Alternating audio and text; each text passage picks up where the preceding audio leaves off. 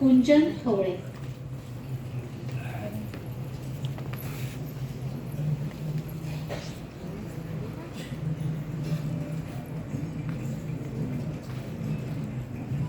नमस्कार.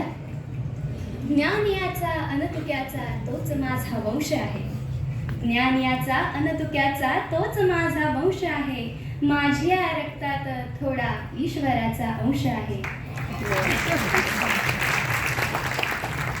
तर संत ज्ञानेश्वर, संत तुकाराम यांनी घातलेल्या ज्ञानदानाच्या पवित्र कार्याचे पायीक असलेल्या सर्व रसिकांचे मी मनपूर्वक आभार मानते. खरं तर आजचा दिवस माझ्यासाठी खूपच स्पेशल आहे, कारण आज मला इथे येता येईल की नाही इथपासून शंका होती. कारण माझं राज्यस्तरीय शालेय कॅरम स्पर्धेला सिलेक्शन झालं आणि ती स्पर्धा आजच्या दिवशीच लागली होती. पण माझी खूप इच्छा होती की या पुरस्काराला यायचं. पण माझी मला आई म्हणाली की हे बघ, तुझी इच्छा प्रबळ आहे ना, मग नक्कीच तुला दोन्ही गोष्टी साध्य करता येतील. आणि नेमकं तसंच झालं. कॅरम मॅचेस एक दिवस पोस्टपोन झाल्या, त्यामुळे मला दोन्ही गोष्टी साध्य करता आणि मला खरोखरच खूप आनंद वाटतोय.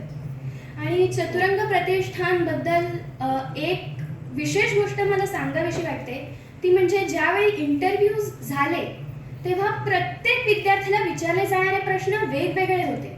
म्हणजे प्रत्येक विद्यार्थ्याच्या कलागुणांचा सखोल अभ्यास करून त्या अनुषंगाने प्रश्न विचारले गेले. ही खरंच फार मोठी महत्त्वाची बाब आहे असं मला वाटतं.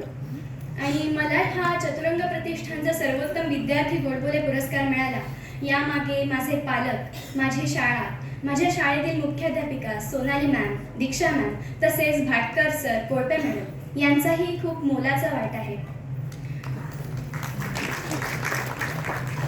आणि या चतुरंग प्रतिष्ठानचे परीक्षक, मार्गदर्शक यांनी आम्हाला मोलाचा संदेश दिला आणि आमच्यातला कॉन्फिडन्स वाढवला. हे 4 ओळीत सांगायचं झालं तर, उडत्या पाखरांना परतीची तमा नसावी, उडत्या पाखरांना परतीची तमा नसावी, उडत्या पाखरांना परतीची तमा नसावी, परंतु क्षितिजा पलीकडे उंच झेप घेण्याची जिद्द असायला हवी.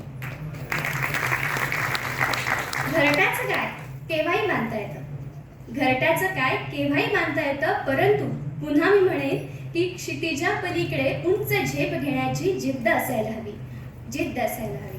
खरंच मी पुन्हा एकदा चतुरंग प्रतिष्ठानचे मनापासून आभार मानते. धन्यवाद. धन्यवाद. यानंतर पार्थ प्रीत.